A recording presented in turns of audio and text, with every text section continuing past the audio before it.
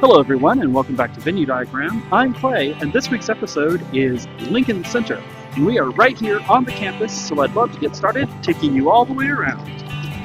So let's just start by coming over here to the subway station at Lincoln Center and 66th Street on the 1 train. If you're coming by subway, this right here is exactly where you're likely to come up.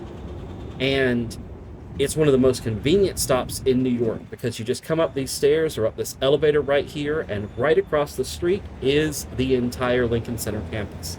Over here on the left, you have some lovely little chairs and trees to sit, but this is just a perfect stop to get into Lincoln Center, and it is the way to come.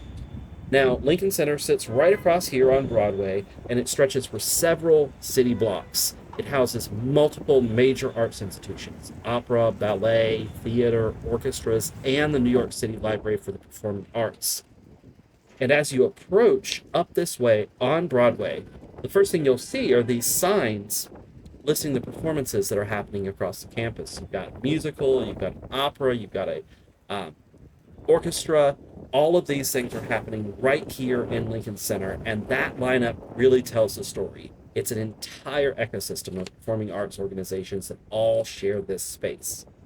Now, this complex was opened in the 60s as part of the massive urban redevelopment project. You probably saw, if you saw Spielberg's West Side Story, that they tore down an existing neighborhood, and there is still lingering issues about that. And it is something to really keep in mind that creating a cultural space like this does impact the community in both positive and negative ways.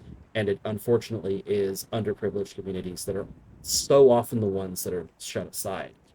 So once you come around this way, you can see the David Geffen Hall, and you'll come around past the main sign right here for Lincoln Center, which has a really fascinating look to it. I love how it's right here along the ground, and you can just walk up and feel like you're entering into a very interesting and set aside space. So you have the David Geffen Hall over here on the right, the Met Opera out in the center, and the New York City Ballet on the left. And in the center is the Repson Fountain, which has become kind of the visual epicenter of the entire space. And this entire area right here, particularly this view of it, is one of the most recognizable cultural landmarks in New York City.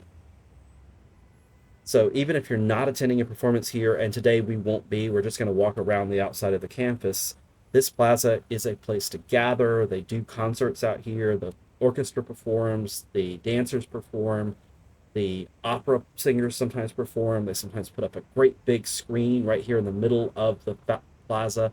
You can watch things that are happening on the inside.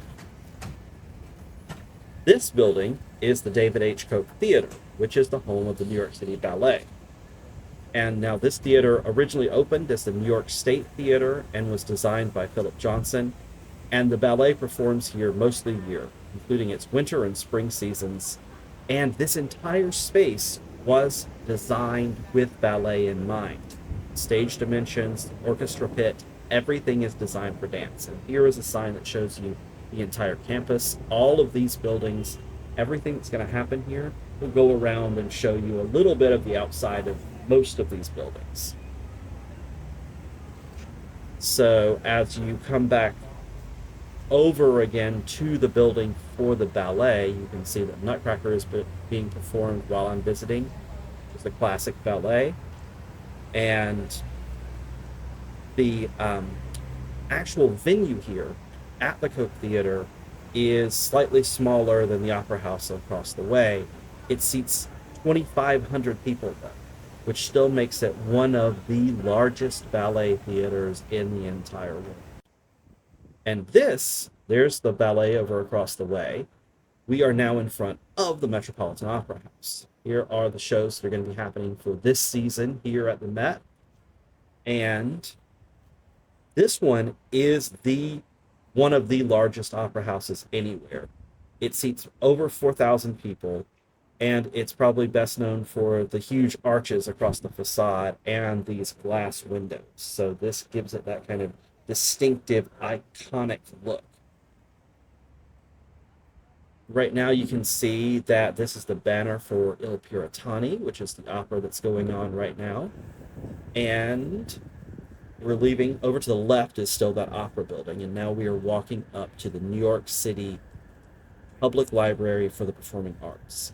Now, this place, which is tucked away back here in the back corner, is special to theater fans because it holds the archive of recordings of off-Broadway and Broadway productions, along with some scripts, costumes, playbills, and historical materials that document theater, music, and dance. Basically, everything that's happening here. This library is the cultural archive of it. And there are recordings of Broadway shows going back at least to the 60s that are on record here. And if you have professional research credentials or industry access, you can come in and watch those shows. I know that when the author of the book about Follies was doing research for it, he was able to get access to the original production here. I would love to see that original production of Follies, or basically anything Sondheim, because it's so crucial to actually experience that. Then right beside the library is the Vivian Beaumont Theater, which is where the Lincoln Center Broadway and off-Broadway theaters are. You can see that the main show here at the Lincoln Center Theater right now is Ragtime, that's in the Beaumont.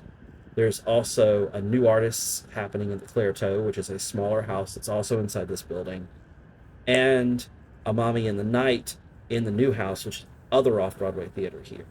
I'd love to see this performance of Ragtime. I haven't had a chance to actually do that yet, but I'm excited for it because it looks really great and it is one of my all-time favorite shows.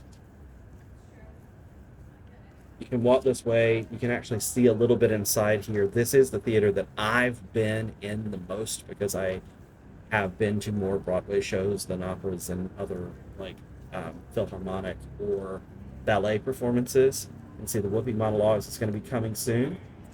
And here is a really nice view of the inside with some of the picture model. But I've been stopped by security, so I had to walk away. And instead I've come over here to the outdoor space, which is currently being rented out to the Big Apple Circus. And they sometimes set up their tents right here on this campus. They've got the entire thing happening. You can come in, you buy a ticket to the circus. This space, which is the outdoor space here, can be rented out for other types of performances. Like currently it's rented out to the circus.